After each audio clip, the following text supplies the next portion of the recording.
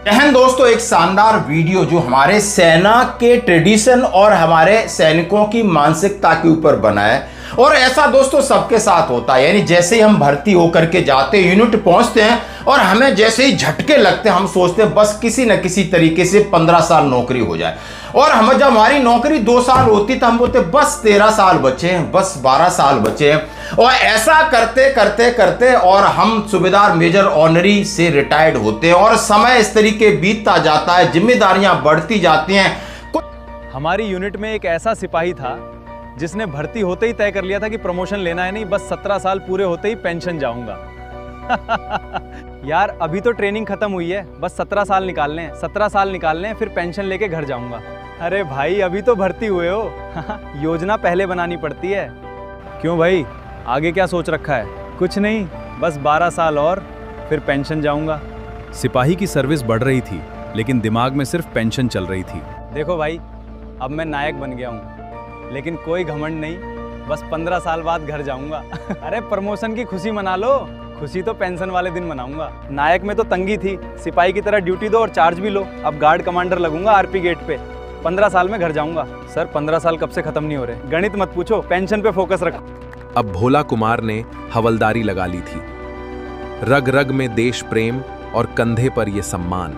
समय बीतता गया, जो उसके साथ भर्ती हुए थे सब पेंशन लेके घर भी चले गए, लेकिन हमारा हीरो अब जेसीओ बन चुका था। और नंबरी क्या हाल है? मैं तो जेसीओ भी बन गया। अब कोई समस्या नहीं है, बस जेसीओ परेड पे और जेसीओ लाइन तोड़। और आज भी यूनिट में घूमते हुए कहता है, बस भाई थोड़ा सा टाइम और फिर पेंशन जाऊंगा। आपकी यूनिट में भी कोई ऐसा जवान है तो उसे पक्का शेयर करो।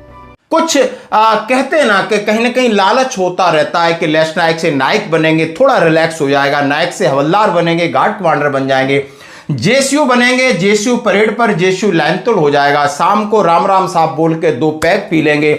और इसी प्लानिंग रहता है, दिमाग में कुछ रहता है, दिल में कुछ रहता है और परिस्थिति कुछ रहती है। और धीरे धीरे धीरे धीरे यानी समय बीतता जाता है और बंदा पूरी नौकरी कर लेता है। और ऐसे ही एक स्टोरी बनाई है हमारे भोला सिंह जी के ऊपर। हाँ, किस तरीके से उनकी प्लानिंग है, पेंशन पेंशन और पेंशन।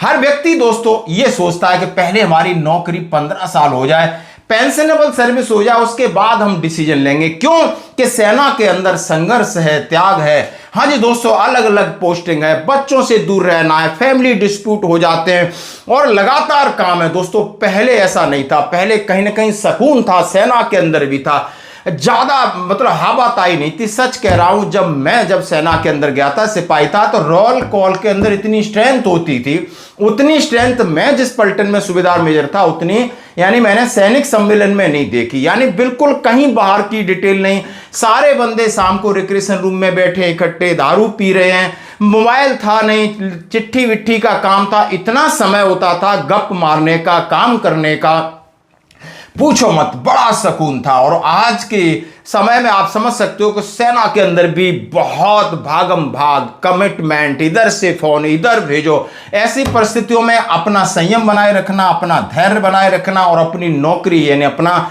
जो आपको जिम्मेदारी मिलती है वो करते रहना शायद बहुत बड़ी तपस्या है। ये लोग नहीं समझ सकते हैं। यानी सिविल में जितने भ्रष्टाचारी गंद फैला रखे, किसी के पास 100 करोड़ 200 करोड़ 300 करोड़, पुलिस महकमा, नेता, इन्होंने देश में लूट खसोट मचा रखी है। लेकिन आज सबसे बड़ी बात इस देश के लिए अच्छी है कि आज भी सैनिकों का एक परिवार है। मैं क्यों कहता, उनकी तीसरी पीढ़ी दादा परदादा सेना में थे, आज उनका पोता भी है। भले वो सिपाही थे, ये अफसर बनाए, लेकिन लगातार हम इसी रास्ते को फॉलो कर रहे हैं क्योंकि हमारे अंदर खून है, वो देश प्रेम है, जज्बा है, वो डीएनए में बैठा हुआ है। यदि ये लोग कभी जा सकते हैं, कभी नेता का बेटा फौज में जा सकता है क्या? कभी आपने पुलिस किसी अधिकारी का बेटा फौज में देखा? नहीं। हमारे आर्मी के अफसर के बच्चे हैं, वो आर्मी अफसर बन के जाते हैं, बिल्कुल जाते हैं, लेकिन उन्हें पता है कि मेरा बेटा 20 या 25 साल में शहीद भी हो सकता है। क्यों? ये कोई ऐसी अलग से चीजें नहीं है और होती भी ऐसी बैड हैपनिंग भी हो रही हैं, सब कुछ हो रहा है, लेकिन फिर भी हम अपने इंस्टीट्यूट को सबसे ऊपर रखते हैं, बिल्कुल। और यही हमारा देशभक्ति है और देश प्रेम है और यही हमारा जज्बा है। धन्यवाद।